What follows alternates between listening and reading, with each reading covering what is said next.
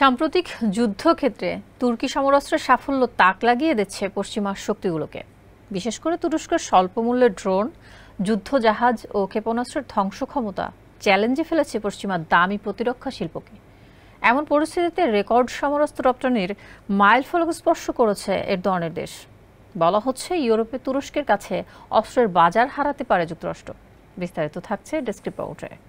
যুদ্ধ হলেই বাড়ে অস্ত্রের বাজার, আর সেই সুযোগ নিতে মরিয়া হয়ে থাকে পরাশক্তিগুলো। এতদিন এই বাজারে যুক্তরাষ্ট্র, চীন, রাশিয়া, ফ্রান্স ও যুক্তরাজ্যের মতো শক্তিশালী দেশগুলোর আধিপত্য থাকলেও ক্রমেই তা ফিকে হয়ে আসছে। মূলত উচ্চ মূল্য আর প্রযুক্তিগত জটিলতার কারণে অনেক দেশই নিজেদের প্রতিরক্ষা খাতে সহজলভ্য সমরাস্ত্রের যোগান দিতে মরিয়া। সেলফিন অ্যাপে দেশ বিদেশের যে কোনো জায়গা থেকে অ্যাকাউন্ট খুলতে পারবেন কোনো ঝামেলা ছাড়াই। সেলফিন, আগামীর ব্যাংকিং। আর সেই সুযোগকে ভালোভাবে কাজে লাগিয়েছে তুরস্ক। তুর্কি সংবাদ মাধ্যম ডেইলি সাভার এক প্রতিবেদনে বলা হয়, গেল মাসে তুরস্কের মাসিক সমরাস্ত্র রপ্তানি রেকর্ড 876 মিলিয়ন মার্কিন ডলার বা 2826 কোটি তার্কিশ লিরার সমপরিমাণ স্পর্শ করেছে।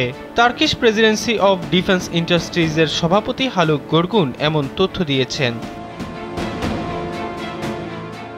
তুর্কি এ কর্মকর্তা জানান, তুরস্ক উচ্চ প্রযুক্তির প্রতিরক্ষা রপ্তানি খাতে শুধু স্থিতিশীলতাই অর্জন করছে না, বরং প্রতি কেজি সরঞ্জামের মূল্য রেকর্ড $65 বেশি ছাড়িয়েছে। চলতি বছরের জানুয়ারি থেকে মে মাস পর্যন্ত তার্কিশ ডিফেন্স অ্যান্ড এরোস্পেস ইন্ডাস্ট্রিজের রপ্তানি গেল বছরের একই সময়ের তুলনায় 9% বেড়েছে। এই সময় তুরস্কের অস্ত্র রপ্তানি থেকে মোট আয় হয়েছে $2.21 বিলিয়ন।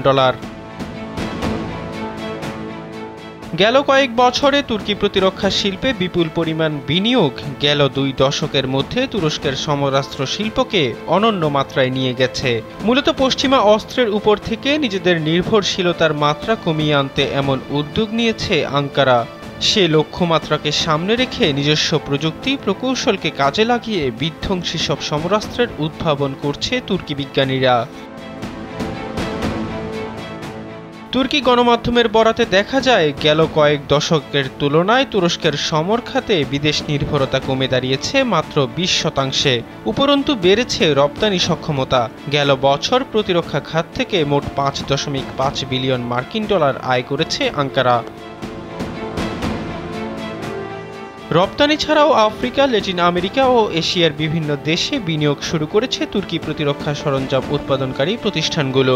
ফলে রপ্তানির পাশাপাশি বিদেশের মাটিতেও নিজেদের সক্ষমতার স্বাক্ষর রাখছে তুর্কি কোম্পানিগুলো, যা এসব বাজারে পশ্চিমা অস্ত্রের রপ্তানিকে ব্যাপকভাবে কমিয়ে আনবে বলে ধারণা বিশ্লেষকদের। এহসান আব্দুল্লাহ, কালবেলা ডেস্ক।